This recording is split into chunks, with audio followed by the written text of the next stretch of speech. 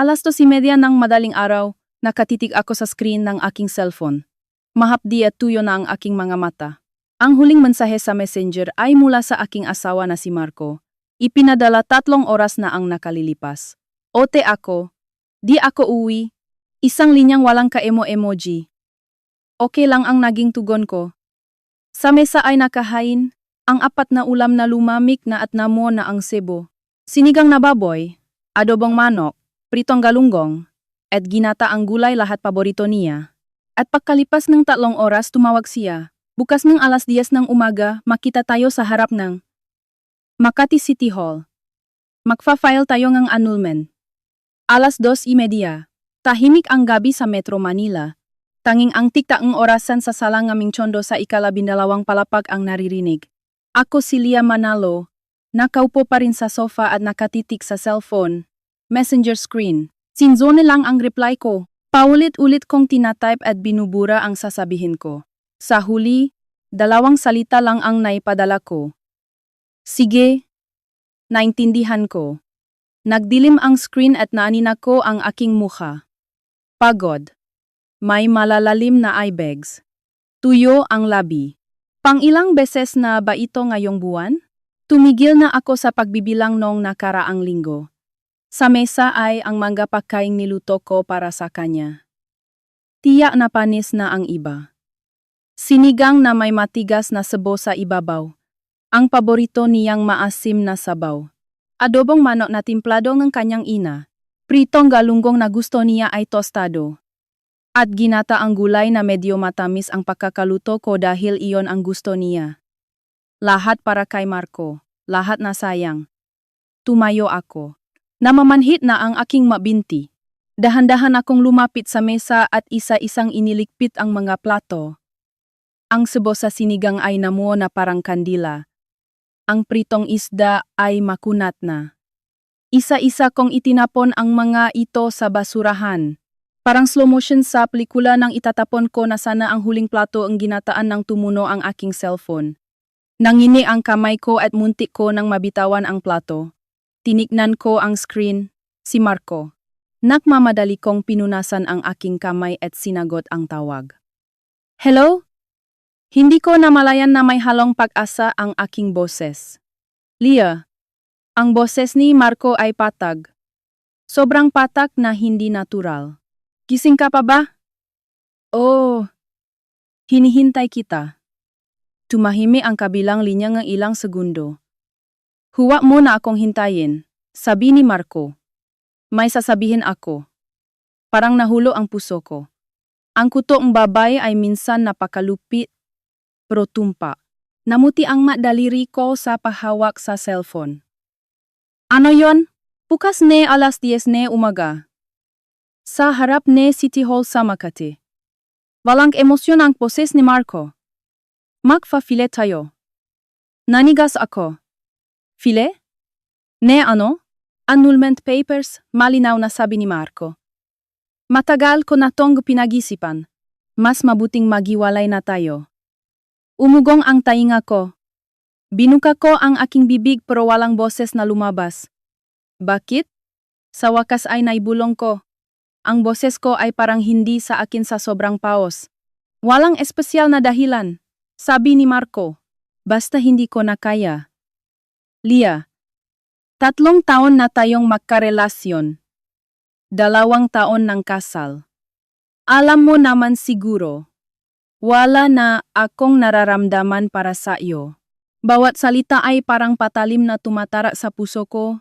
Kumapit ako sa gilid ng mesa para hindi matumba. Huwag ka nang magtanong puto ni Marzo. Bukas ng 10 AM. Huwag mong kalimutan ang mga IDs mo. Ako na ang nakhandang mga papeles.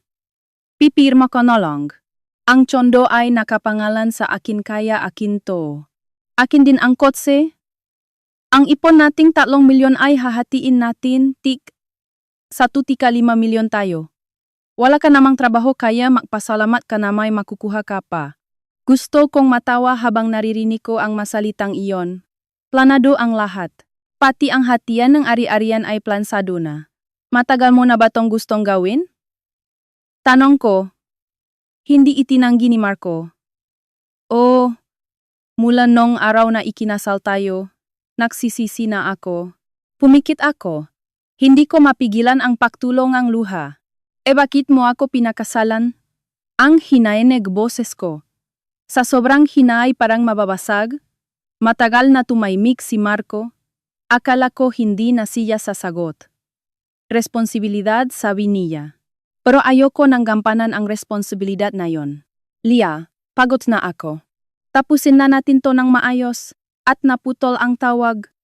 Ang tutut-tutut na tunog ay nagpatuloy sa aking tainga, hindi ako makagalaw habang hawak pa rin ang telepono. Para akong nanigas sa lamig. Hindi ko alam kung gaano katagal akong nakatayo doon. Dahan-dahan kong ibinaba ang cellphone. Tumayo ako sa harap ngang full-body mirror sa sala. Ang tao sa salamin ay maputla ang mukha at maga ang pulang mga mata. Nakasuot pa rin kambahay na damit. Ang buhok ay nakapusot lang. Tipikal na itsura ngang isang may bahay. Ito ako. 2 taon matapos ikasal. Tumigil sa trabaho. Nag-focus sa gawaing bahay. At patuloy na naghintay sa pag-uwi ng asawa. Si Lia Manalo. Akala ko kapag ibinigay ko ang lahat, mamahalin ako. Ang resulta ay isang piraso ngang papel para sa annulment. Tinitigan ko ang sarili ko sa salamin at tumawa. Tumawa habang umiyak ulit. At dahan-dahan kong inilagay ang kanang kamay ko sa aking tiyan. Flat pa ito, pero may maliit na buhay dito. 8 linggo. Balak ko sanang sabihin kay Marco ngayong gabi. Surprise sana. Hindi na kailangan. Ang surprise ay naging katatawanan. Pinigilan ko ang luha at huminga ng malalim. Pumunta ako sa kwarto at nagsimulang mag-impake. Mga damit, cosmetics, libro, maliliit na gamit. Isang maleta lang ang kinailangan para mailagay lahat. 2 taon akong tumira sa bahay na ito pero ito lang ang bakas ko. Ganito kadaling burahin ang presensya ko. Matapos mag-impake, umupo ako sa gilid ng kama. Tiningnan ko ang pamilyar na kwarto. Sa pader sa itaas ng kama ay nakasabit ang aming wedding picture. Sa litrato, nakangiti si Marco habang nakayakap sa baywang ko. Nung panahong iyon, akala ko nasa akin na ang lahat. Ngayon ko lang narealize. Ako lang pala ang nag-isang nasa mundong iyon. Nang magsimulang magliwanag ang langit, hinila ko ang maleta at lumabas ng pinto. Hindi ako lumingon. Iniwan ko ang susi sa ibabaw ng sapatosera. Ang tsondo na iyon ay nakapangalan kay Marco. Mula simula hanggang huli, hindi iyon naging akin. 10:00 ng umaga sa harap ng Makati City Hall. Nang dumating ako, nandun na si Marco. Nakasandal siya sa pinto ng kanyang kotse habang nakatingin sa cellphone. Suot niya ang polo shirt na iniregalo ko. Binili ko yon gamit ang ipon ko mula sa huli kong sweldo para sa birthday niya. Gustong-gusto raw ni Marco yon at madalas niyang suotin. Ngayon ko naisip, hindi yung shirt ang gusto niya. Yung taong pupuntahan niya habang suot ang shirt na yon ang gusto niya. Nang lumapit ako, tumingala si Marco. Kumunot ang niya nang makita ako. 5 minuto kang late. Medyo iritadong boses niya. Wala akong sinabi. Tinitigan ko lang siya. Hindi mapakali si Marco at nagiwas ng tingin. Dala mo ba ang mga IDs mo? Kinuha ko sa bagang photocopy ng aking valid IDs. Kagabi pa ni Marco in-email ang draft ng petition for joint settlement. Inimprenta ko to at binasa buong magdamag. Kabisado ko na ang bawat provision. Sa kotse na tayo mausap. Binuksan ni Marco ang pinto ng kotse. Hindi ako gumalaw. Dito na lang. Nagulat ako sa sarili ko kung gaano kalmado ang boses ko. Sandaling tumingin si Marco sa akin pero hindi na kumontra. Kumuha siya ng ballpen mula sa bag niya at iniabot sa akin. Pirmahan mo na. Ang tsondo at kotse ay assets ko bago tayo ikasal kaya akin yon. Ang ipon natin ay 3 milyon pesos. Hati tayo 3,5 milyon. Bukod dun, kanya-kanya na tayong gamit at tapos na. Mabilis siyang magsalita. Parang nagbabasa nga. Script. Kinuha ko ang ballpen at binuksan ang huling pahina. Ang espasyo para sa pirma ay naghihintay. Inilapit ko ang dulo ng ballpen sa papel. Nagsalita si Marco. Wala ka bang sasabihin? Sandaling natigilan si Marco. Ano? Gaya ngang sorry. Ganun?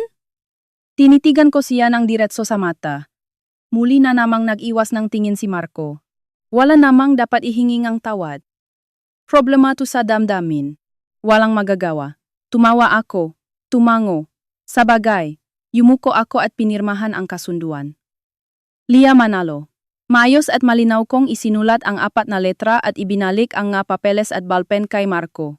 O yan. Kinuha ni Marco at tiningnan ang pirma. Nakahinga siya ng maluwag nang makitang tama ang lahat. Pumasok na tayo, sabi niya. Naglakad siya papunta sa entrance ng City Hall. Sumunod ako sa likuran niya. 5 taon kong minahal ang taong ito. 3 taon bilang makasintahan, 2 taon bilang mag-asawa. Akala ko habang buhay kaming magkasama. Natapos lang sa 2 taon.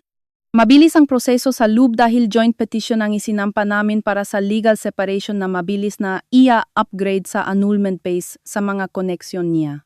Tinanong kami ni Clerk enega formalidad. Pareho ba kayong sumasangayon sa petisyon na ito? Opo, mabilis na sagot ni Marco. Tumango rin ako. Ang hatian neneariarian ay ayos na ba? Opo. May anak ba kayo? Bahagyang nanginig ang daliri ko. Wala po, sabi ko. Mahina ang boses ko. Sumulyap sa akin ang clerk pero hindi na nagtanong pa. Tinatakan ang nga papeles at tinanggap ang filing. Wala pang 20 minutos ang itinagaw naming sa lobby. Paglabas namin ng City Hall, nakakasilaw ang sikat ng araw sa Makati. Itinakip ko ang aking kamay para harangan ang liwanag. Naglalakad si Marco sa tabi ko. Tumunog ang cellphone niya. Sinagot niya.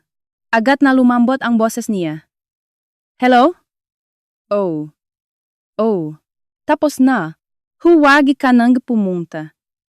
Mainit ang araw. Hintayin mo na lang ako sa kondo. Pauwi na ako agad. Sige. I love you. Habang naririnig ko ang usapang giyon, mangidi na ang puso ko. Pagkababa ni Marco ng telepono, nagsalita ako. Siya ba yun? Itinago ni Marco ang cellphone at tumingin sa akin.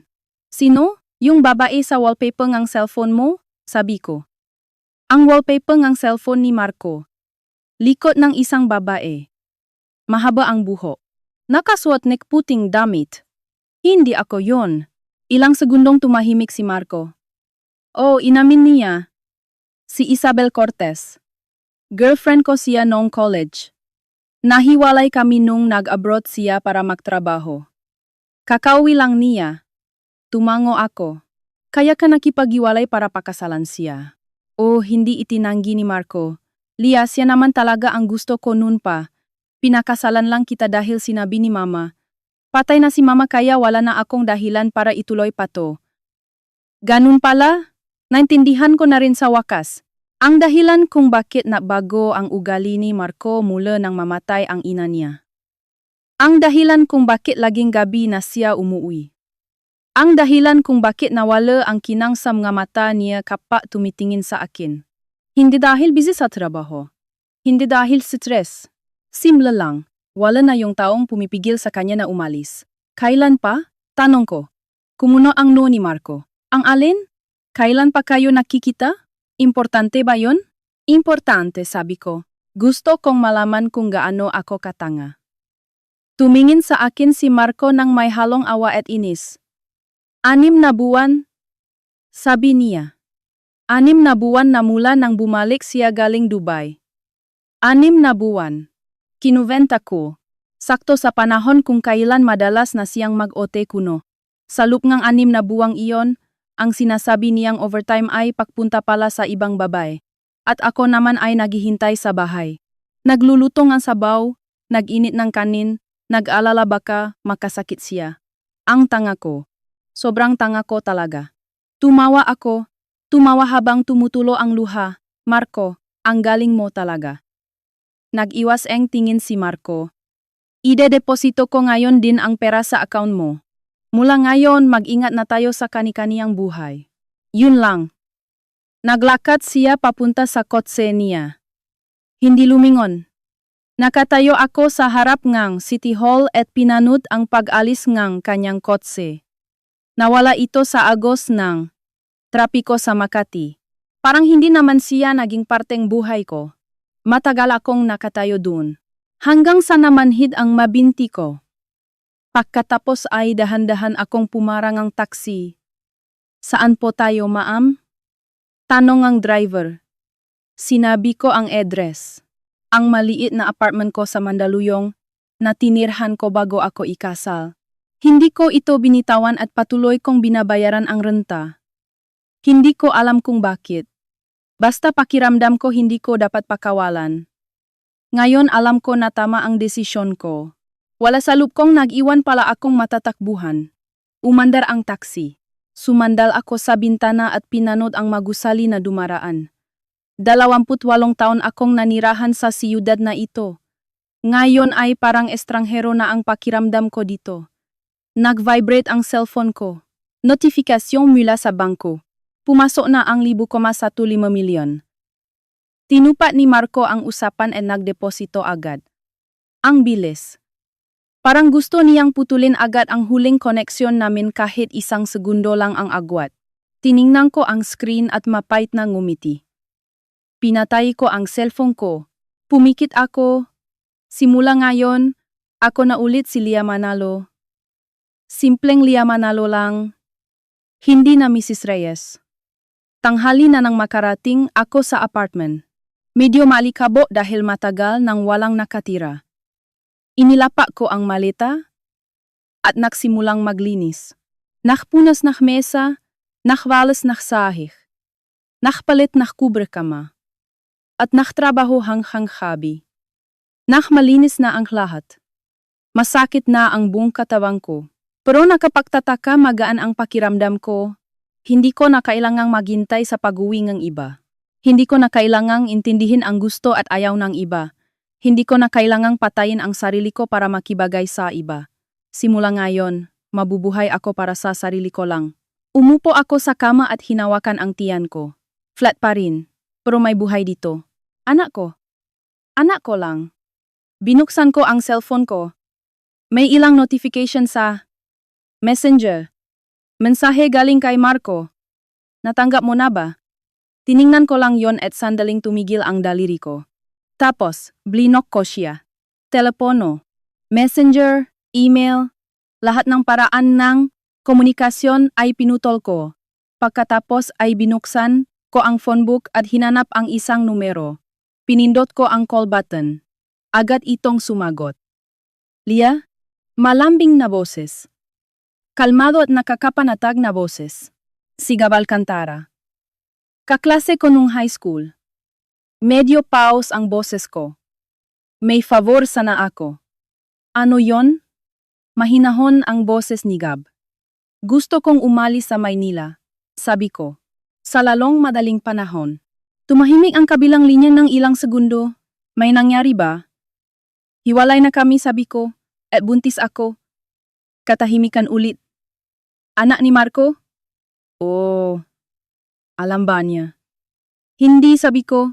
Wala akong balak ipaalam sa kanya. Bumuntong hininga si Gab. Nasaan ka ngayon? Sa apartment ko. Aling apartment? Yung dati? Sinabi ko ang address. Hintayin mo ako. Papunta na ako. Naputol ang tawag. Pakalipas ng 40 minutes. Tumunog ang doorbell. Pagbukas ko ng pinto. Nakatayo si Gab. Nakataas ang kwelyo enge jacket niya at medyo hinihingal. Siguro tumakbo siya paakyat. May dala siyang plastic bag enge takeout. Nagdala ako enge arroz jaldo. Sabi niya. Pumasok siya at inilapag ang pagkain sa mesa. Tumingin ako sa kanya at naramdaman kong nag-init ang mata ko. Salamat. Huwag kang magpasalamat sa akin, tumawa si Gab. Kumain ka muna. Saka na tayo mag-usap. Inilibot niya ang tingin sa kwarto. Tinitingnan kong may kulang na gamit. Umupo ako sa mesa. At binuksan ang lalagyan ng arroz caldo. May nilagang itlog at maraming bawang. Umuusok pa. Sumubo ako ng isang kutsara. Pumatak ang ngaluha ko. Isa-isa sa mangkok. Bumalik si Gab at nang makita niyang umiyak ako, bumuntong hininga siya. Nag-abot siyang tissue. Huwag kang umiyak. Sabi niya. Hindi, worth it iyakan ang gagong yon. Kinuha ko ang tissue at pinunasan ang mga luha ko. Hindi ko siya iniyakan, sabi ko. Iniyakan ko ang sarili ko. Nainis ako sa sarili ko dahil ang tanga ko, sayang ang 3 taon ko. Umupo si Gab sa tapat ko. Ngayon na natauhan ka na. Hindi pa huli ang lahat. Sabi niya. 28 ka pa lang naman. Nagsisimula pa lang ang buhay. Tumango ako. Pagkatapos kong ubusin ang arroz caldo, medyo uminit na ang pakiramdam ko. Anong plano mo? Tanong ni Gab. Itutuloy ko ang pagbubuntis. Sabi ko habang hawa ang tiyan ko. Tapos, tumingala ako at tiningnan si Gab. Gusto kong pumunta sa malayo. Sa lugar na hindi ako mahahanap ni Marco. Tinitigan ako ni Gab. Sigurado ka ba? Sigurado ako, sabi ko. Kapag nandito ako sa Maynila, maaalala ko lang siya. Sa tuwing madadaanan ko ang malugar na alam ko, babalik lang ang mga alaala. Gusto kong maupaw na environment. Gusto kong mausimula ulit. Tumango si Gabe. Sabi niya. Maupubukes ako na satellite office sa Cebu. Kulang ako sa tao. At namamroblema ako. Kung gusto mo, sumama ka. Nanlaki ang mata ko. Gab, hindi mo naman kailangang gawin yon. Awa lang ba to? Hindi putol ni Gab. Totoong kulang ako sa tao. Malaking tulong kung sasama ka. Ako pa nga ang nakikiusap sa'yo. Tiningnan ko siya. Alam kong nagsisinungaling siya. Maliit lang ang kumpanya ni Gab pero hindi naman siguro ganun kakulang sa tao. Tinutulungan niya lang ako sa paraang madali kong matatanggap. Salamat, sabi ko. Wala na akong ibang masabi. Kumawe si Gab. Mag-impake ka na. Bukas ng umaga ang flight natin. Ihahatid kita sa airport. Tumango ako. Kahit sabihing mag-impake, halos wala naman akong dadalhin. Isang maleta lang, kasya na. Si Gab ang nagbook ng tiket at nahanap ngang matitirhan ko. Lahat ay mabilis at mayos na nasikaso. Kinabukasan sinundo ako ni Gab mungko seniya. Habang papunta kami sa Naya, nakatingin lang ako sa labas ng bintana. Ang siyudad kung saan ako tumira ng 28 years. Pamilyar na mga tanawin. Pero baka hindi na ako bumalik dito. Hindi ka ba nagsisisi? Tanong ni Gab nang tumigil kami sa red light. Umiling ako. Hindi. Medyo malungkot lang. Na nagmahal ako nga maling tao. Na nagsayang akong panahon. Sumulyap sa akin si Gab. Hindi pa huli, sabi niya. Mahaba ang buhay.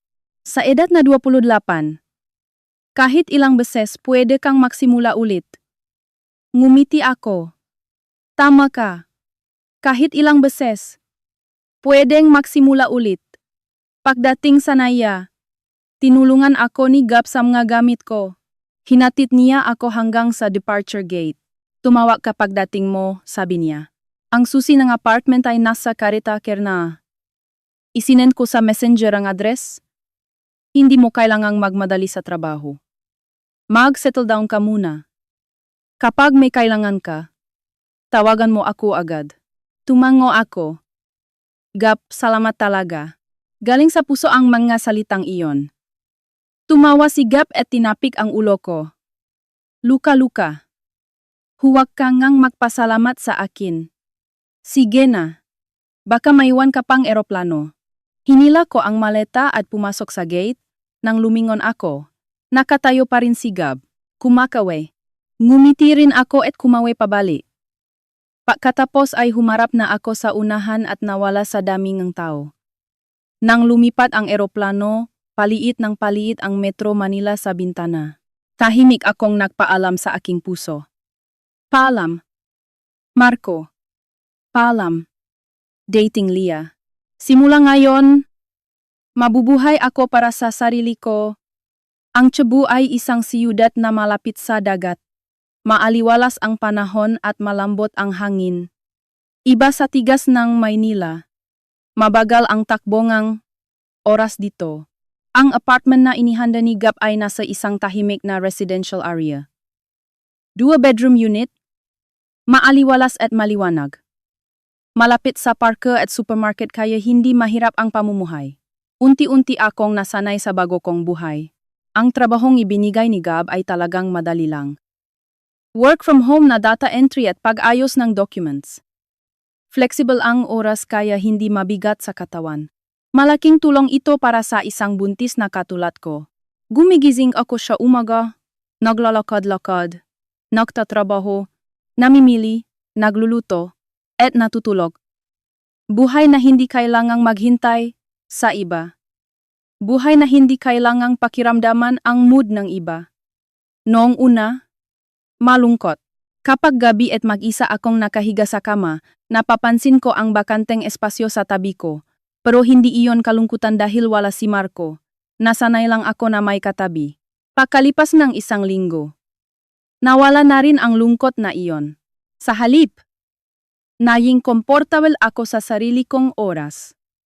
Gumigising sa oras na gusto ko, kumakain ng gusto ko, ginagawa ang gusto ko. Nagulat ako kung gaano pala kasarap maging malaya.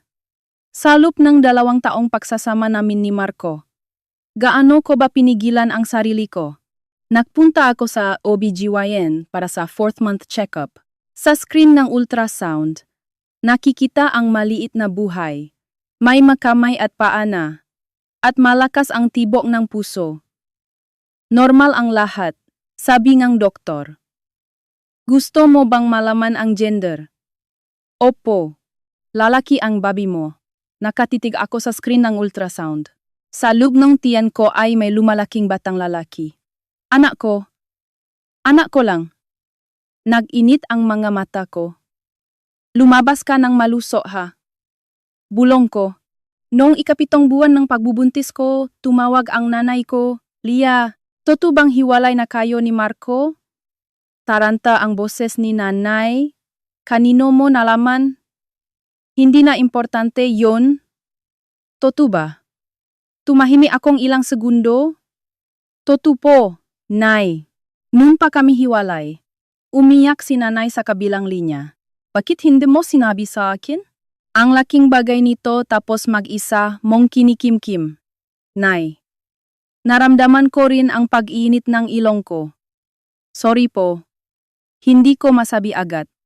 Hindi ko alam kung paano sisimulan. Umiyak pang ang sandali si nanay bago kumalma. Nasaan ka ngayon? Sa Cebu po. Cebu? Bakit ang layo mo? Para mag-ibang ang hangin, sabi ko. Nay, huwag kayong mag-alala. Okay lang ako dito. Paano kang magiging okay? Hiwalay ka na tapos mag-isa ka pa diyan sa malayo? Nag-aalala ako sa'yo. Talagang okay lang po ako. Malumanay kong sabi. May trabaho ako, may matitirhan. Mayos naman ang lagay ko. Kapag nakasettle na ako, bibisitahin ko kayo.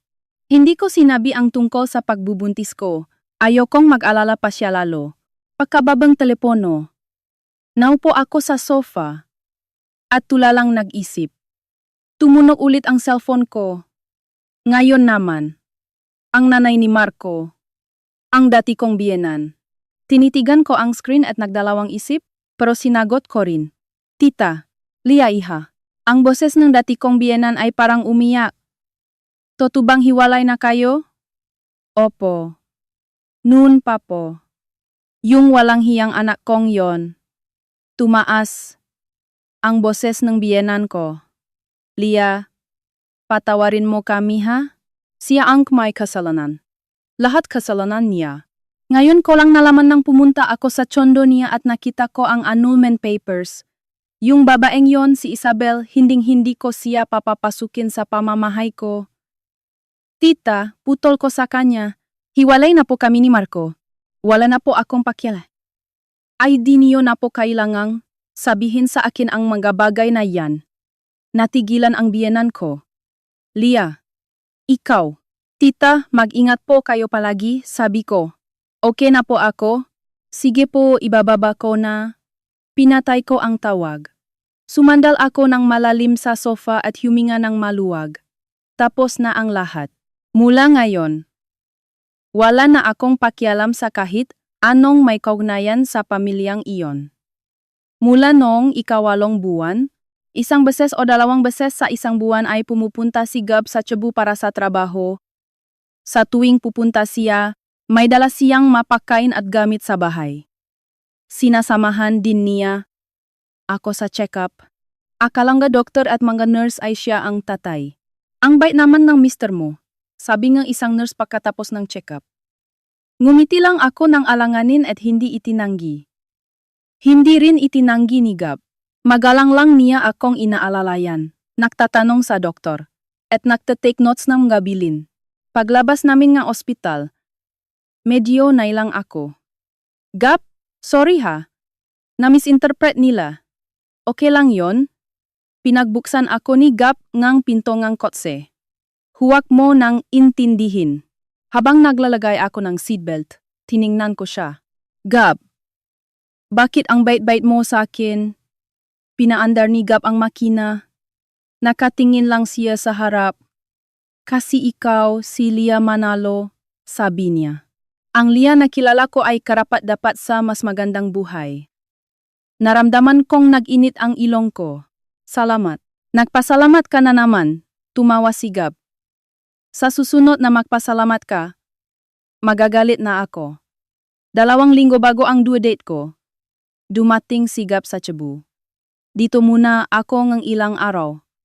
Sabi niya, kailangan daw ako sa project dito. Alam kong nagsisinungaling siya. Pumunta siya para samahan ako. Pero malaking tulong yon. Malaki na ang tiyan ko at nahihirapan na akong kumilos mag-isa. Kumuha si Gab ng hotel malapit sa apartment ko at araw-araw siyang dumadalaw. Siya na ang namimili, naglilinis at nagluluto. Gab, sobra na to, sabi ko. Manahimik ka nga. Umupo ka lang diyan. Sabi niya habang nakasuot nega apron at medyo asiwa pang nagihiwa ne gulay. Habang pinapanot ko ang likod niya, naisip ko, ang bait talagang taong ito. Kabaitan na hindi naghihintay kapalit, hindi namimilit. Basta nandun lang siya at handang tumulong kapag kailangan. Ibang-iba kay Marco. Dumating ang labor ko 3 araw bago ang due date. 2:00 ng madaling araw. Nagising ako sa matinding sakit ng tiyan. Tinawagan ko si Gab. Manganganak na yata ako. Papunta na ako. Pakalipas ng 15 minutes dumating si Gab at sinundo ako. Habang papunta sa ospital, tinitiis ko ang sakit sa backseat. Paulit-ulit na tumitingin si Gab sa rearview mirror. Kaya mo pa ba? Kaya pa? Kahit hindi naman talaga. Pagdating sa ospital, dinala ako sa delivery room. Naghintay si Gab sa hallway. O dapat sana ay naghintay siya. Nang tumindi na ang labor at sumisigaw na ako sa sakit, tinanong ng nurse, papasok ba ang mister? Papasok po. Narinig kong sagot ni Gab. Pumasok siya sa delivery room at hinawakan ang kamay ko. Lia, nandito ako. Kaya mo to. Sa sobrang sakit at hirap, wala na akong maisip. Tanging ang init ng kamay niya ang nararamdaman ko. 4:02 ng umaga, ipinanganak ang isang batang lalaki. 3,001 kilograms. Malakas ang iyak. Ipinatong ng nurse ang baby sa dibdib ko. Maliit, kulubot, at mapula. Pero siya ang pinakamagandang bagay sa buong mundo. Baby ko. Umiyak ako. Welcome sa mundo. Nakatayo si Gab sa tabing kama. Pula rin ang nga mata niya. Lia, good job, sabi niya. Ang galing mo. Umiling ako. Salamat, Gab. Nagpasalamat ka na naman, tumawa siya pero nangingini ang boses. Pinangalanan kong Elio ang bata. Elio, hango sa salitang araw. Para maging mainit at maliwanag ang buhay niya tulad ng araw. Noong bininyagan si Elio, nagdala si Gab ng regalo. Isang maliit na gintong agnos at isang kutsaritang pila na may pangalan ni Elio. Regalo ni Tito Gab, sabi niya. Binuhat niya si Elio at itinaas. Humagigik ang baby. Tito Gab, ako ha. Tandaan mo yan. Habang pinapanood ko sila, naramdaman kong uminit ang dibdib ko. Araw-araw na lumalaki si Elio.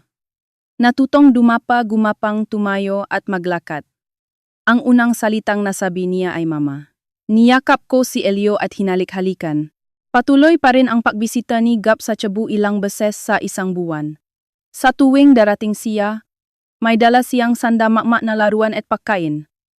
Nasanay si Elio na tawagin siyang Papa Gab. Papa Gab, karga. Papa Gab, laro tayo. Papa Gab, gusto ko ng candy. Laging nakanjiting sumasagot si Gab. Parang tunay na ama. Naglalaro sila ng building blocks. Nagbabasa ng libro. Parang tunay na mag-ama. Nang maisang taon na si Elio, pinapunta ko si nanay sa Cebu. Nagulat si nanay nang makita si Elio, umiyak at tumawa. Anak mo to? Opo. Kailan pa? Bago pa kami maghiwalay, buntis na ako. Binuhat ni nanay si Elio. Habang tumutulo ang luha, sabi niya, kamukha mo siya. Yung mata, kuhang-kuha sa'yo. Yung bibig. Parang sa tatay niya. Wala akong sinabi. Sumulyap sa akin si nanay at bumuntong hininga.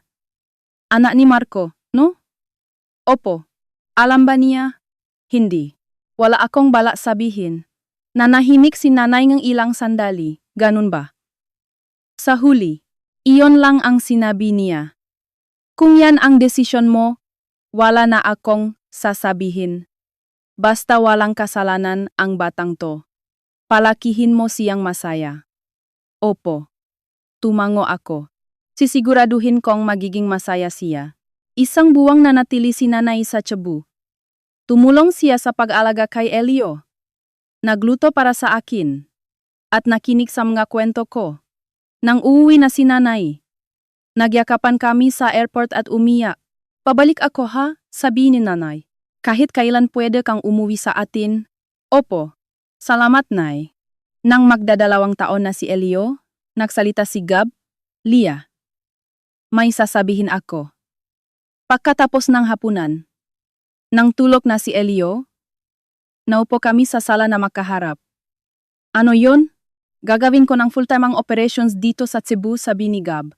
Ililipat ko na ang base ko dito. Nagulat ako. Paano yung sa Maynila?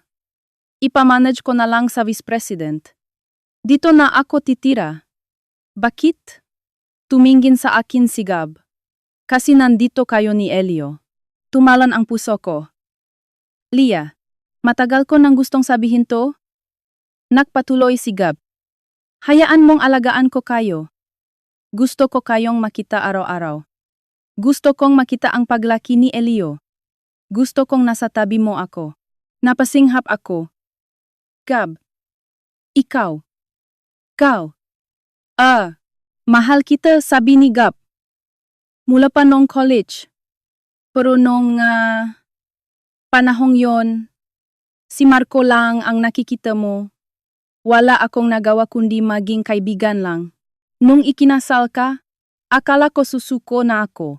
Pero nung tumawa ka at sinabing hiwalay na kayo, Lia, hindi awa ang naktutulak sa akin. Gusto kitang makasama kasi mahal kita. Gusto kong makasama kayo ni Elio. Pwede bang bigyan mo ako ng chance? Tinitigan ko si Gab. Lahat ng ginawa niya sa nakalipas na 3 taon ay nag-flashback sa utak ko. Ang pagpunta niya ng madaling araw, ang pagdadala ng aros tsaldo, ang pag-ayos ng lipat ko sa Cebu, ang pagsama sa check-up, ang paghawak sa kamay ko sa delivery room, ang pagmamahal niya kay Elio na parang tunay na anak, ang mainit niyang tingin sa akin. Lahat yon ay pagmamahal pala. Gab, hindi ako makapagsalita. Sa ngayon, hindi pa maayos ang puso ko, hindi pa ako tuluyang nakaka-move on sa mga nangyari nun.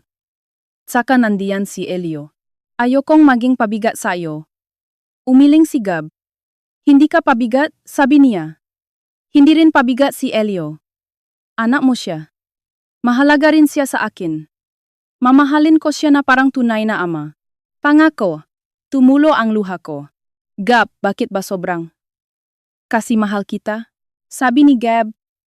Lia, kahit matagalan pa, okay lang. Maghihintay ako. Kahit gaano katagal. Hanggang sa dumating ang araw na matanggap mo ako. Matagal akong nanahimik. Pinunasan ko ang luha ko at huminga ng malalim. Bigyan mo akong konting panahon. Ngumiti si Gab. Sige lang. Sanay naman akong maghintay. Sa ikatlong karawan ni Elio, bumili ng cake si Gab at naglagay ng kandila. Kinantahan namin siya ng happy birthday. Hinipan ni Elio ang kandila at pumalakpak kami. Yehe, anong winish mo? Tanong ko. Secret. Pilyong gumiti si Elio. Kinarga ni Gab si Elio at ibinigay ang regalo. Isang libro tungkol sa mga dinosaur at mali na backpack. Salamat! Papa Gab. Oh, nagustuhan mo ba? Opo, love ko to. Niyakap ni Elio si Gab sa lig. Tuwang-tuwa si Gab at tinapik-tapik ang likod ni Elio. Nang gabing iyon, pagkatapos patulugin si Elio, bumalik ako sa sala. Uminom ngang kape si Gab sa sofa. Gab, naalala mo yung sinabi mo? Dati, ibinaba ni Gab ang tasa. Tumingin siya sa akin. Naalala ko. Gusto mo bang marinig ang sagot ko? Bahagyang nanlaki ang mga mata ni Gab. Oo, gusto ko. Huminga ako ng malalim. Oh, isang salita. Nanigas si Gab. Ano ulit ang sinabi mo? Sabi ko oh. Tumingin ako sa kanya at ngumiti. Subukan natin. Tayong dalawa. Namula ang mamata ni Gab. Lia. Tumayo siya at niyakap ako. Mahigpit pero malambing. Salamat. Salamat sa pagbibigay ng chance. Sisiguraduhin kong magiging masaya ka. Kayo ni Elio. Habang buhay.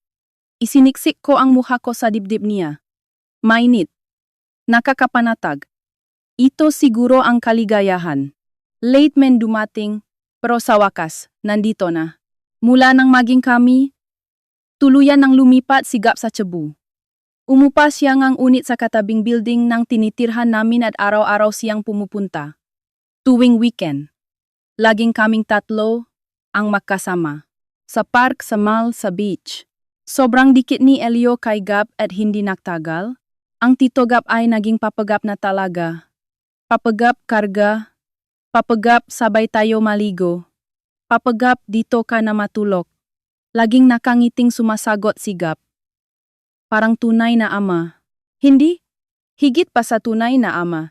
Nang magtatatlong taon at kalahati na si Elio, nag-propose si Gab, walang bonggang pakulo. Pagkatapos naming kumain ng hapunan sa bahay, at nang makatulog na si Elio sa sofa, naglabas si Gab ng maliit na kahon. Lia, pakasalan mo ako. Simpleng magasalita. Pero seryoso ang mamata niya. Maging isang pamilya na tayo kasama si Elio. Umiyak ako. Sa tuwa. Isinuot ni Gab ang singsing. Simpleng platinum ring. Tamang-tama sa daliri ko. Dapat sabihin din natin kay Elio, sabi ko. Bukas pagkagising niya. Kinabukasan, nagising si Elio at pumunta sa sala habang kinukusot ang mata. Good morning Elio, sabi ko. May importanteng sasabihin si Mama. Umupo si Elio sa sofa. Ano po yon? Si Papa Gab kasi. Pakakasalan na si Mama. Magiging tunay na papa mo na siya. Nanlaki ang mamata ni Elio. Talaga? Totupo? Tumabi si Gab kay Elio. Elio, okay lang ba na maging papa mo na ako? Siyempre naman po. Tumalon si Elio kay Gab at yumakap. Yehe, may papa na ako, papa. Binuhat ni Gab si Elio at pinaikot-ikot. Pareho silang tumatawa. Tumatawa rin ako. Hindi tumitigil ang luha ko, pero luha ito ng kaligayahan. Ang kasal ay ginanap sa Cebu. Maliit lang na seremonya. Mga malalapit na kaibigan at pamilya lang ang imbitado. Nakasuot akong wedding dress habang hawa ang kamay ni Elio papunta kay Gab. Nakasuot ng barong si Gab at naghihintay. Nagniningning ang nga mata niya. Ang ganda mo, Lia. Salamat. Sa kasal, si Elio ang ring bearer. Suot ang maliit niyang barong at may bitbit na munting unan. Naglakat siya ng seryoso. Binuhat ni Gab si Elio at hinarap sa mga bisita. Ang batang ito ay anak ko. Si Elio Manalo hindi. Simula ngayon, siya na si Elio Alcantara. Mamahalin ko siya, proprotektahan, at palalakihin habang buhay. Nagpalakpakan ang tao. Umiyak ako habang pinapanood sila. Sa pagkakataong ito, luha na talagang ang kaligayahan. 6 na buwan pagkatapos ng kasal, sumama kami sa business trip ni Gab sa Singapore para magbakasyon na rin. First time ni Elio na sumakay ng eroplano at mag-abroad. Sa sobrang excitement niya sa eroplano, nakatulog siya bago pa maglanding. Binuhat siya ni Gab pagbaba. Ang bigat ng batang to. 3 years old na eh. Malamang bigat na yan. Sa susunod na taon mas mabigat pa to. Kailangan ko na yatang mag-gym. Natatawang sabi ni Gab habang naglalakad kami sa arrival area. Pagkatapos ngang 1 linggo, bumalik kami sa Pilipinas. Sa Naya Terminal 3. Arrival area. Naunang umuwi si Gab dahil sa trabaho. At maghihintay daw siya sa labas ng exit. Hawak ko ang kamay ni Elio habang lumalabas kaming gate. Hila-hila ni Elio ang sarili niyang maliit na maleta. Mama, nandiyan na kaya si Papa Gab? Naghihintay daw siya sa labas. Gusto ko na makita si Papa. Akmang tatakbo si Elio. Hinawakan ko ang kamay niya para pigilan. Huwag tumakbo. Ang daming tao. Opo. Habang naglalakad kami papunta sa exit, biglang may humarang sa dadaanan ko. Tumingala ako. Nanigas ako. Si Marco Reyes. 3 taon ko siyang hindi nakita. Nagbago ang itsura niya. Payat ang mukha at malalim ang mata. May balbas na hindi ahit. Nakasuot siyang polo na medyo gusot. Mukha siyang pagod na pagod. Nang makita ako ni Marco, namula ang mamata niya. Lia. Paus ang boses niya. Sa wakas, nahanap din kita. Kumunot ang nuko. Hinila ko ang kamay ni Elio at akmang iwas. Excuse me. Padaanin mo kami, malamig kong sabi, hinarangan ni Marco ang dadaanan. Lia, makinig ka naman. Nakamali ako. Wala ako sa sarili ko nun. Araw-araw kong pinasisisihan ang ginawa ko sa loob ng 3 taon. Patawarin mo ako. Magsimula ulit tayo. Mabilis siyang magsalita. Magulo. Halatang desperado siya base sa namumula niyang mga mata. Tumigil ako at tiningnan siya. Mr. Reyes, makakilala ba tayo? Natihilan si Marco. Lia, anong gagawin ko para? Pwede ba, putol ko sa kanya? Mr. Reyes, 3 taon na tayong anulet. Iba na ang buhay mo, iba na ang buhay ko. Padaanin mo kami. Naghihintay ang asawa ko. Namutla si Marco. Nag-asawa ka na? Malamang. Mapait akong ngumiti. Akala mo ba maisa ako habang buhay para sa iyo? Nakabuka ang bibig ni Marco pero walang lumalabas na salita. Napadako ang tingin niya sa katabi ko. Nakatingala si Elio sa kanya nagtataka. Malalaking mata, matangos na ilong, magandang hubog ng labi. Nanginig ang katawan ni Marco. Ang mukhang iyon. 7% mukha niya. Ay kamukhang bata. Lalo na ang ilong at bibig. Parang nakikita niya ang sarili niya nung bata pa siya. Itinuro ni Marco si Elio. Nangingini ang kamay niya. Sino yan? Hinila ko si Elio sa likuran ko. Anak ko. Ilang taon na siya? Tanong ni Marco. Nakapako ang tingin niya kay Elio. Hindi ako sumagot. Tinitigan ko siya ng malamig. Bakit? Hindi gumalaw si Marco. Lumuhod siya para makapantay sila ni Elio. Pinalambot niya ang boses niya. Bata, anong pangalan mo? Tumingala si Elio sa akin. Pagkatapos ay tumingin kay Marco. Mama, sino po tong mamang to? Inosenteng tanong niya. Parang sinaksa ang puso ni Marco sa narinig. Mamang, Tinawag siyang mamang ng sarili niyang anak. Hindi natin siya kilala, sabi ko. Hinila ko ang kamay ni Elio at akmang lalakpasan si Marco. Hinawakan ni Marco ang pulsuhan ko. Lia, anak ko to, di ba? Namumula ang mata niya. Winaksi ko ang kamay niya. Mr. Reyes, pwede ba? Tigilan mo kami? Anak ko yan eh. Napalakas ang boses ni Marco. Lumingon ang mataw sa paligid. Huminga ako ng malalim. Lumuhod ako at binuhat si Elio. Elio, mag-greet ka sa mamang. Tumingin si Elio kay Marco at ngumiti. Hello po mamang. Parang tinamaan ng kitlat si Marco. Nanigas siya at hindi makagalaw. Binuhat ko si Elio at nilakpasan siya. Hindi ako lumingon. Pakalipas ng ilang hakbang, narinig ko ang boses ni Marco mula sa likuran. Lia! Anak ko yan, di ba? Sagutin mo ako. Hindi ako tumigil sa paglalakad. Diretso lang ang tingin ko sa harap. Sa exit, nakatayo ang isang lalaking nakasuot ng gray na jacket. Nakita niya ako at ang gumiti sabay kabe. Lia! Dito! Sigap! Naglakad ako papunta sa kanya. Kinuha ni Gab ang chart ng maleta at natural na. Hinalikan ako sa no. Pagod ka ba? Medyo, ngumiti ako. Papa Gab, iniuna ni Elio ang dalawang kamay niya. Kinuha ni Gab si Elio at itinas. Elio, namiss mo ba si Papa? Opo. Miss na miss? Yumakap si Elio sa lik ni Gab at humagikik. Naglakad kaming tatlo ng sabay-sabay. Isang simpleng masayang pamilya. Nakatayo si Marcosa di kalayuan at pinapanood ang eksena. Parang pinipiga ang puso niya sa sakit.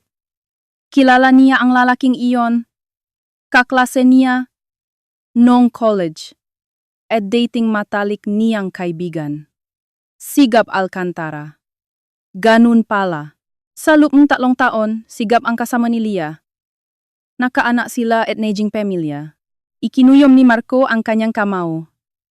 Bumaon ang kuko niya sa palat niya pero hindi niya naramdaman ang sakit. Naglalakad sina Lia at Gab. Lumingon si Elio mula sa balikat ni Gab at tumingin sa direksyon ni Marco. Sandaling naktama ang kanilang mga mata. Ang malalaking matang iyon. Kamuhang-kamuhang nga mata niya. Agad na humarap ulit si Elio at may sinabi kay Gab. Lumingon si Gab. Naktama ang paningin nila ni Marco. Malamig ang tingin ni Gab. Walang emosyon. Basta malami lang. At nawala silang tatlo sa dami ngang tao. Katulad noong 3 taon na ang nakakaraan nang mawala si Lia sa mundo niya. Malinis at walang bakas. Nanatiling nakatayo si Marco dun. Hindi niya alam kung gaano katagal. Tumunog ang cellphone niya.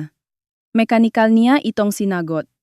Narinig niya ang iyak ng babae sa kabilang linya. Marco, nasaan ka na ba? Sabi ng doktor, mahihirapan na raw akong magbuntis. Si Isabel. Ang first love na 7 taon niyang hinintay. Ang babaeng ipinapalit niya sa kanyang asawa. Habang naririnig ni Marco ang iyak nito, nakaramdam siya nga matinding pandidiri na hindi maipaliwanag. Sige, umuwi ka na. Yun lang ang sinabi niya at ibinaba ang telepono. Tumingala siya. Tiningnan ang direksyon kung saan nawala si Lia. Pula ang mamata niya. Lia, mali ako. Maling-mali ako. Pero walang sumagot. Naririnig ang airport announcement. Naglalakad ang matao. Lahat ay may kani-kaniyang pupuntahan. Siya lang ang nakatayo doon, parang isang abandonadong isla. Ang bahay na dati ay may naghihintay at may nakasinding ilaw para sa kanya. Ang lugar na hinding-hindi na niya mababalikan. Lampas 9:00 ng gabi nang makauwi si Marco sa kondo niya. Nakaupo si Isabel sa sofa sa sala. Magaang nga mata, nakalat ang nga tissue sa mesa. Pagpasok ni Marco, agad tumayo si Isabel. Marco, saan ka ba galing? Hindi ka sumasagot sa tawag? Hindi ka nagre-reply sa messenger? Hindi siya tiningnan ni Marco. Diretso siya sa bar cabinet at binuksan ang isang boteng whiskey. Naksalin sa baso at inisang lago ito. Lumapit si Isabel at akmang agawin ang baso. Tama na yan. Sabi ng doktor bawal sayo ang alak. Diba? Huwag mo akong hawakan. Mababang boses na sabi ni Marco. Natigil ang kamay ni Isabel. Isabel, maghiwalay na tayo, sabi ni Marco. Namutla ang mukha ni Isabel. Ano? Hiwalayan na. Makanul tayo, ulit ni Marco. Bakit? Bakit biglaan? Hindi biglaan to. Nagsalin ulit si Marco ngala sa baso. Kanina ko pa to iniisip. Hindi totoo yan. Niloloko mo lang ako. Nanginginig ang boses ni Isabel. Nakita ko si Lia sa airport kanina. Sabi ni Marco. Napatalon si Isabel. May kasamang lalaki si Lia. May kasama ring bata. Ang batang yon. Kamuhang-kamuha ko. Nangiwi ang mukha ni Isabel. Ano naman ngayon? Anak ko yon. Lumingon si Marco. Nakakatakot ang tingin niya. Buntis pala si Lia nung nahiwalay kami. Nung pinapirma ko siya nga annulment. Nasa tiyan niya na ang anak ko. Ipinanganak niya nang hindi ko alam. Pinalaki niya mag-isa. At ngayon, kasal na siya sa ibang lalaki. At papa ang tawa ng anak ko sa lalaking yon. Ang anak ko, ibang tao ang kinikilalang ama. Kinagat ni Isabel ang labi niya. Kasalanan yon ng babaeng yon. Itinago niya sa iyo. Kasalanan ko to, putol ni Marco. Ako ang nakpalayas sa kanya. Ako ang nakipaghiwalay. Ako ang naiwan sa kanya maisa. Lahat kasalanan ko. Para sa iyo. Ang huling salita ay parang patalim na tumara kay Isabel.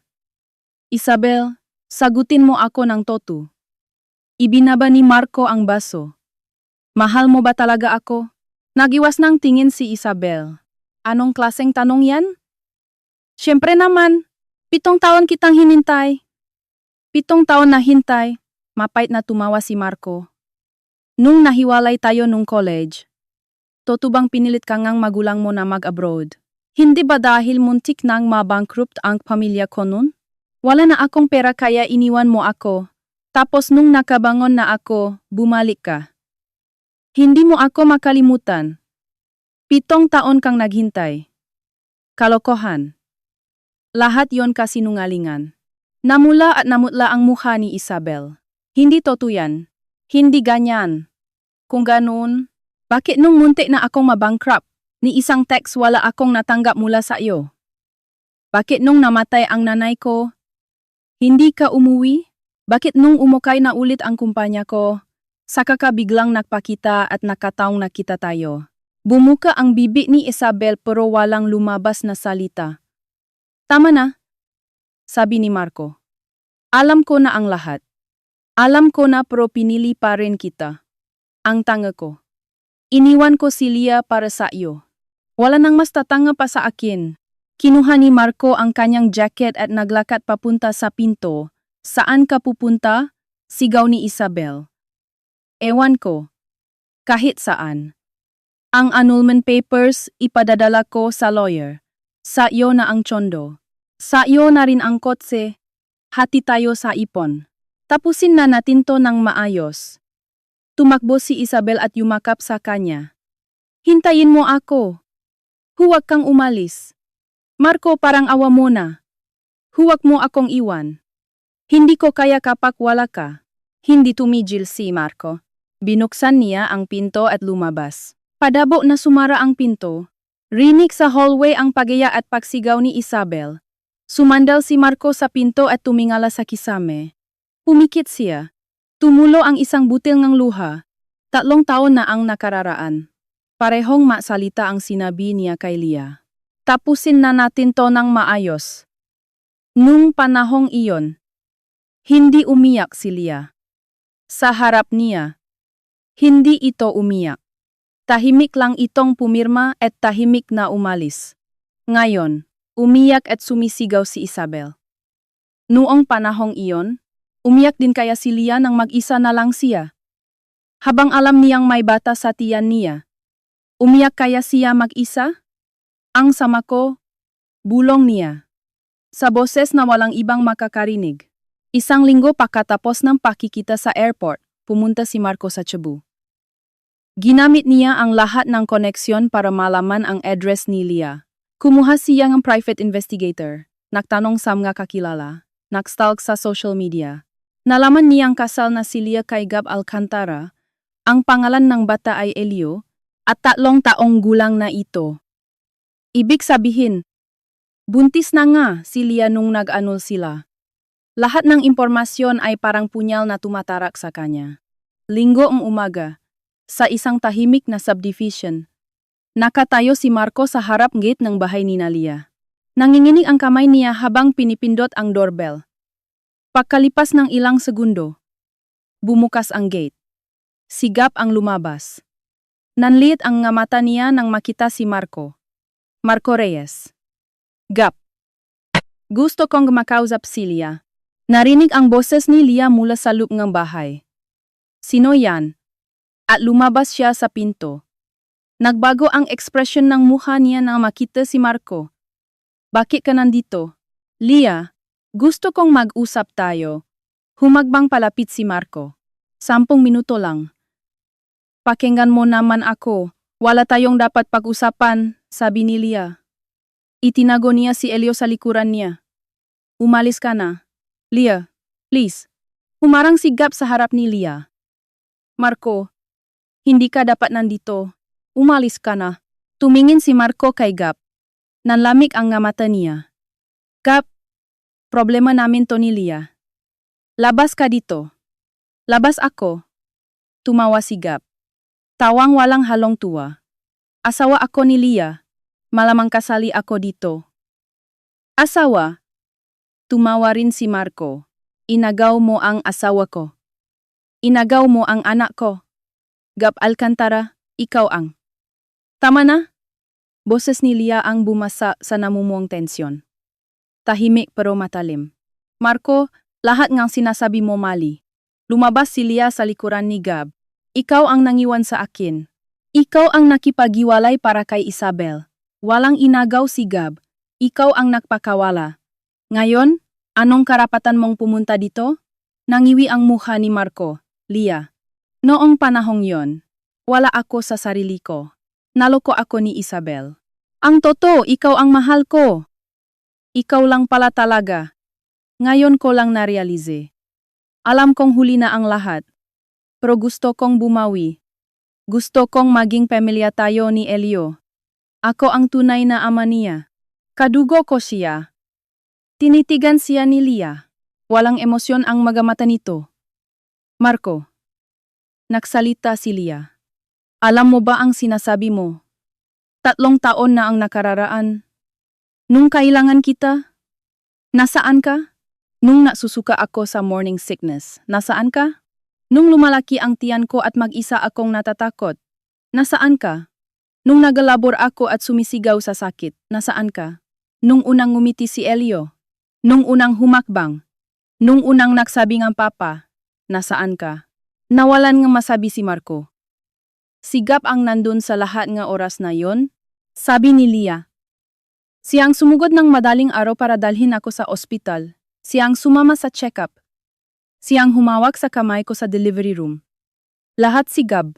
Siya ang napalit ng lampin ni Elio, natimpla ng gatas, napuyat ka pa umiyak si Elio, naturo maglakad. Lahat si Gab ang gumawa. Ikaw. Wala kang ginawa.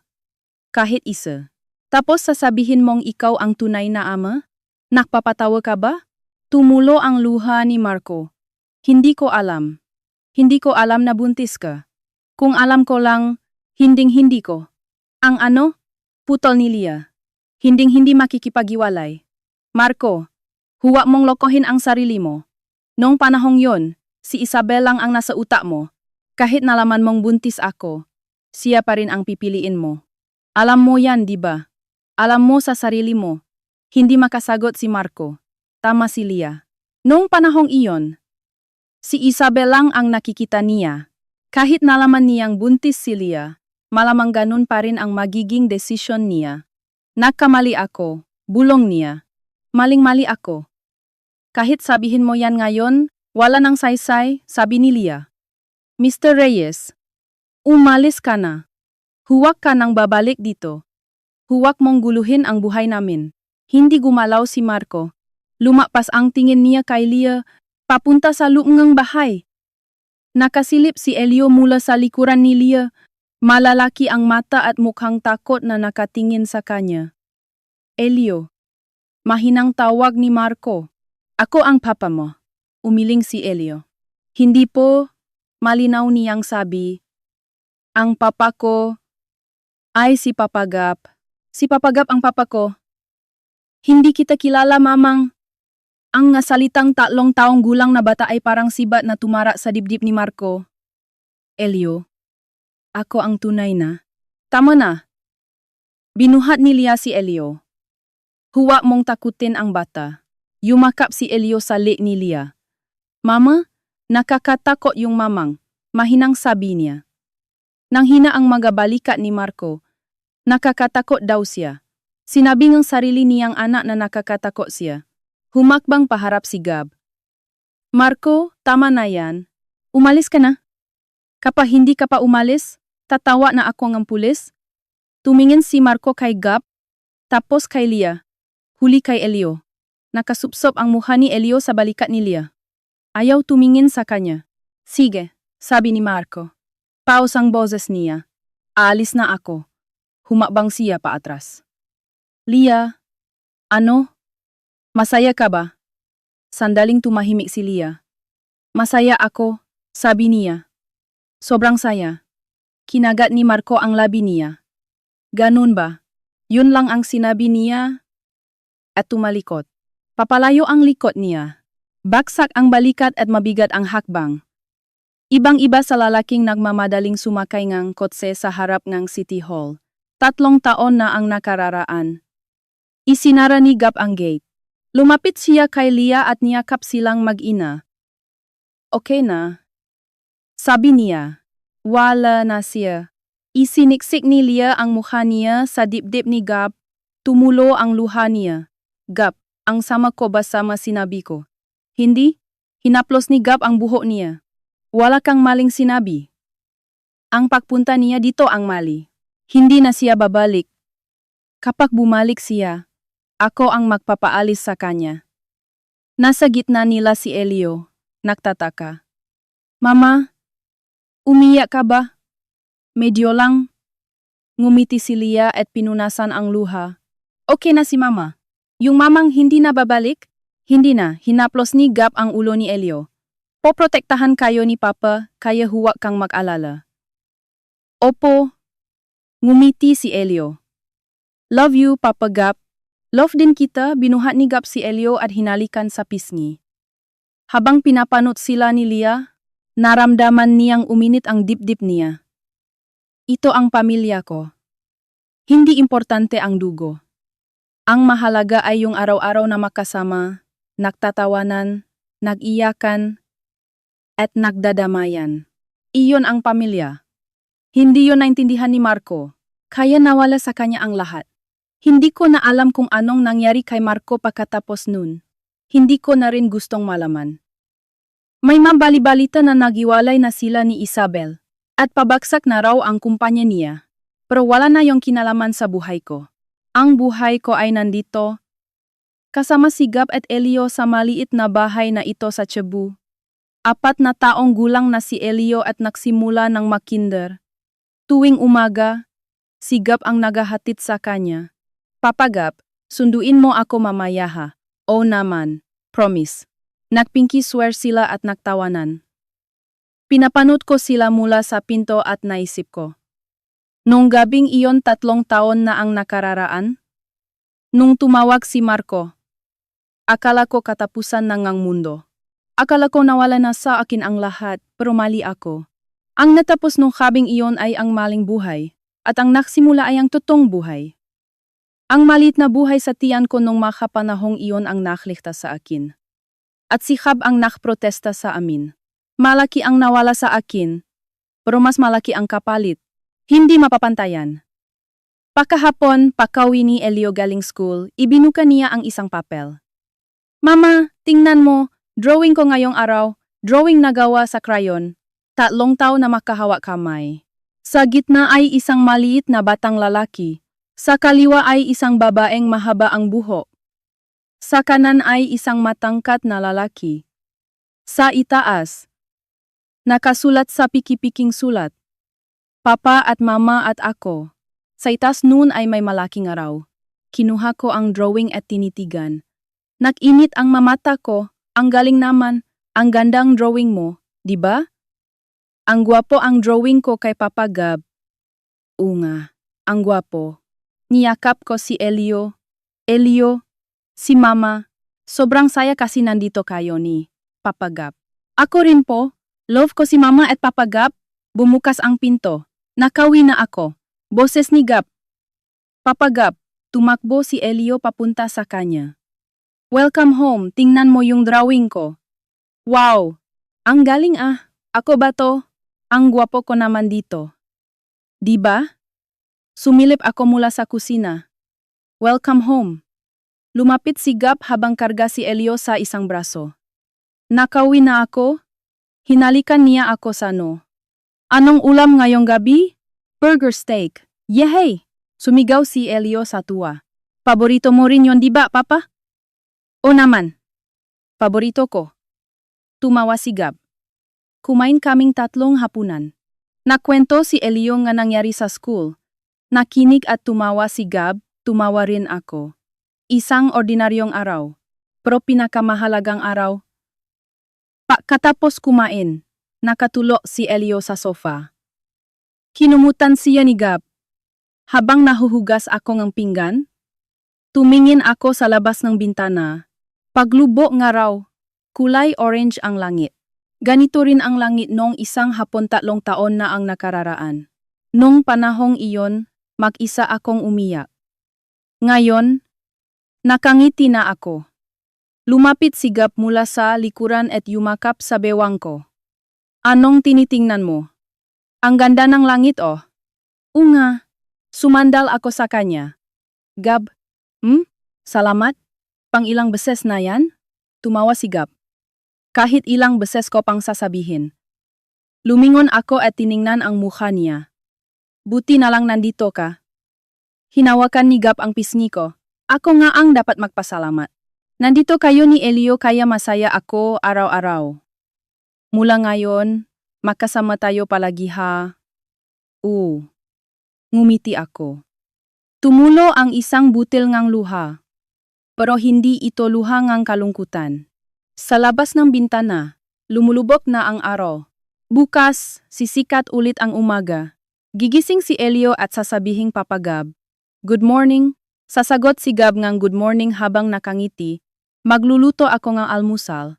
At sabay-sabay kaming magsasabi nga alis na kami. Isang ordinaryong umaga ang darating bukas. Sapat na yon. Yun ang lahat sa akin.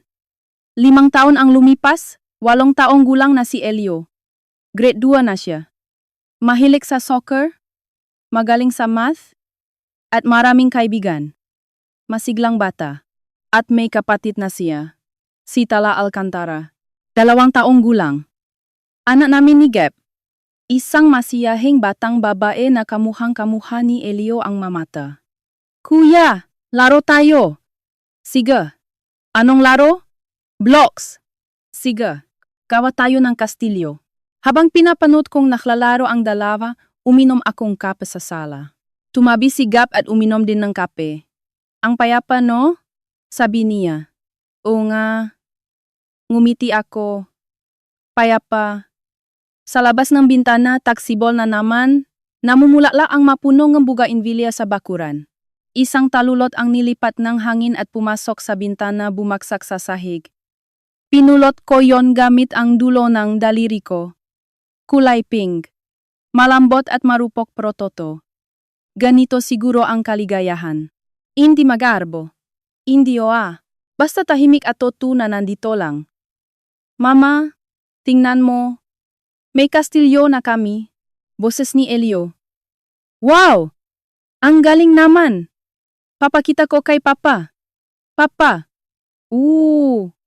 Papunta na. Tumayo si Gab at lumapit sa mga bata. Wow! Ang galing Si Elio ba ang gumawa nito? Tumulong din si Tala. Ang gagaling niyo namang dalawa. Pinapanood ko sila mula sa sofa. Ang asawa ko, ang anak kong lalaki, at ang anak kong babae. Ang pamilya ko, ang lahat sa akin. Mula nung gabing akala ko nawala na ang lahat. Nakarating ako dito. Mahabang paglalakbay. Pero hindi sayang ang paglalakbay na yun. Dahil sa sakit na naramdaman ko noon, mas naa-appreciate ko ang ligaya ngayon. Dahil sa pangungulila noon, mas damang-dama ko ang init ng pagmamahal ngayon. Hindi laging nasusunod ang plano natin sa buhay. Pero minsan, dinadala tayo nito sa mga lugar na hindi natin inaasahan. Nagbibigay itong kaligayahan na hindi natin akalain. Ang importante ay huwag sumuko. Huwag mawala ang sarili. At magkaroon ng lakas ng loob na hawakan ng kamay na umaalalay sa iyo. Tumayo ako at lumapit sa pamilya ko. Patingin din si Mama. Mama, ito yung kwartong prinsesa o. Ito naman yung kwarto ng dragon. Ang galing. Ang gagaling niyo talaga. Ipinatong ni Gab ang kamay niya sa balikat ko. Nakatinginan kami at nangitian. Hindi na kailangan ng salita. Basta nandito kami. Sapat na yon para mapuno ang puso ko. Sa labas ng bintana, patuloy na nililipat ng hangin ang mga talulot ng bulaklak. Ang hangin ng taksibol ay umihip sa kurtina. Ang tawangang gabata ay pumupuno sa buong kwarto. Ito ang buhay ko. Ang buhay na pinili ko. Wala akong pinagsisisihan kahit isa. Sa kabilang banda, sa Maynila, nasa isang madilim na tsondo si Marco. Sa mesa ay may nakatumbang boteng whiskey. Punong upos ng sigarilyo ang ashtray. Nakasara ang makurtina kaya hindi malaman kung araw ba o gabi. Nakatitik siya sa screen ng cellphone niya. May isang litrato sa screen. Kuha ng private investigator. Litrato ang masayang pamilya na naglalaro sa park. Karga ni Gab si Elio sa balikat niya. Nakangiti si Lia sa tabi nila. Nakadipa si Elio habang nakatinggala sa langit at sumisigaw sa tuwa. Mukha silang sobrang saya. Nakakasilaw ang kasiyahan nila. Ilang daang beses nang tiningnan ni Marco ang litratong iyon. Sa tuwing titingnan niya, parang kinukutkot ang puso niya. Dapat siyang nandoon. Siya dapat ang may karga kay Elio. Nagpapatawa kay Lia. At namamasyal sa park kasama ang pamilya. Buhay niya dapat yon. Buhay na itinapon niya. Itinaob niya ang cellphone. Tumingala sa kisame. 6 na buwan na silang annulled ni Isabel. Nagbayad siya ng settlement. Ibinigay ang kondo. At tinapos ang lahat. Umiyak at nakmakaawa si Isabel pero wala na siyang naramdaman. Matagal nang nawala ang pagmamahal niya dito. Hindi. Meron nga ba talagang pagmamahal sa simula pa lang? O baka obsesyon lang yon? Baka gusto niya lang si Isabel kasi hindi niya makuha noon. Nung nakuha na niya, kumupas din agad. At nung natauhan siya, huli na ang lahat. Nawala na ang totong mahalaga sa kanya. Pabagsak na rin ang kumpanya niya. Hindi siya makapag-focus. Mali-mali ang desisyon. Umaalis ang natauhan niya. Gumuguho ang lahat. Alam niyang kasalanan niya ang lahat. Naalala niya ang araw na pumunta siya sa Cebu. Ang malami na tingin ni Lia. Ang galit ni Gab. At ang mga salita ni Elio. Hindi kita kilala, mamang. Si Papa Gab ang papa ko. Nakakatakot yung mamang. Gabi-gabi niyang napapanaginipan ang masalitang iyon. Pagising niya, basa ang unan niya ng luha. Tumayo si Marco mula sa sofa. Pasuray-suray siyang lumapit sa bintana. Bahagya niyang binuksan ang kurtina. Maraw sa labas. Nakakasilaw ang sikat ng araw sa Maynila. Nakikita niya ang mataong naglalakat sa kalye. Mga pamilya. Tatay na may kargang anak. Mag-asawang makahawak kamay. Ordinaryong tanawin na makikita kahit saan. Mga tanawin na hindi na niya makukuha kailanman. Isinara ulit ni Marco ang kurtina. Bumalik ang dilim sa kwarto. Umilaw ang cellphone sa mesa. Messenger mula sa nanay niya. Marco, kumakain ka ba ng maayos? Nag-alala ako sa iyo. Tumawa ka naman. Sa endzone lang ang reply niya. Wala siyang mukhang may haharap sa nanay niya. Nung pinalayas niya si Lia, Nagalit ang nanay niya. Napakabait na bata ni Lia. Anong ginagawa mo? Tama ang nanay niya. Lahat ng sinabi nito ay tama. Ibinaba ni Marco ang cellphone at pumikit. Sa dilim, naaninak niya ang mukha ni Lia. Ang masayang ngiti nito nung kasal nila. Ang maamong mukha habang nagluluto ng almusal. Ang mainit na boses habang sinasalubong siya sa pag-uwi. Lahat yon ay sinira niya. Sinira niya gamit ang sarili niyang makamay hanggang sa hindi na maayos pa. Lia. Bumaksak ang boses niya sa madilim na kwarto. Boses na walang makakarinig. Sorry. Patawarin mo ako. Walang sumagot. Malamang. Walang tao dito. Lan. Lan. Mag-isa lang siya. At mag-isa na siya habang buhay. Matagal na hindi gumalaw si Marco. Maya-maya, dahan-dahan siyang tumayo. Pumunta siya sa banyo at tumingin sa salamin. May balbas, malalim ang mata, magaspang ang balat. Ibang-iba sa Marco, 3 taon na ang nakararaan. Noon, puno siya ng kumpiyansa sa sarili. Akala niya makukuha niya ang lahat. Si Lia, si Isabel, trabaho, pera. Akala niya lahat ay sa kanya. Ang yabang niya, ang tanga niya. Bumulong siya sa sarili niya sa salamin. Ang sama mong tao. Ang lalaki sa salamin ay bumalik din ng parehong salita. Nagilamo si Marco ng malamig na tubig. Medyo luminaw ang isip niya dahil sa lamig. Habang nagpupunas ng muha gamit ang tuwalya, naisip niya, masaya na si Lia, masaya na si Elio. Pinapasaya sila ni Gab. Ginagawa ni Gab ang mga bagay na hindi niya nagawa. Mabuti na yon. Iyon ang pinakamaganda. Wala na siyang magagawa pa. Ang tanging magagawa niya lang ay ipagdasal ang kaligayahan nila mula sa malayo. Hindi niya alam kung karapat-dapat pa ba siyang magdasal para sa kanila, pro. Lumabas si Marcong banyo at bumalik sa sala. Tiningnan niya ang whiskey sa mesa. Akmang abutin niya ito pero tumigil siya. Sa halip, uminom siyang isang basong tubig, pumunta siya sa bintana at binuksan ang kurtina. Ngayon, hindi na niya isinara. Pumasok ang liwanag ng taksibol sa kwarto, lumipad ang mga alikabok at kumislap sa sikat ng araw. Tumayo si Marco sa bintana at tumingin sa labas. Asul ang langit. Walang ulap. Malinaw na asul. May narinig siyang tawang bata sa di kalayuan.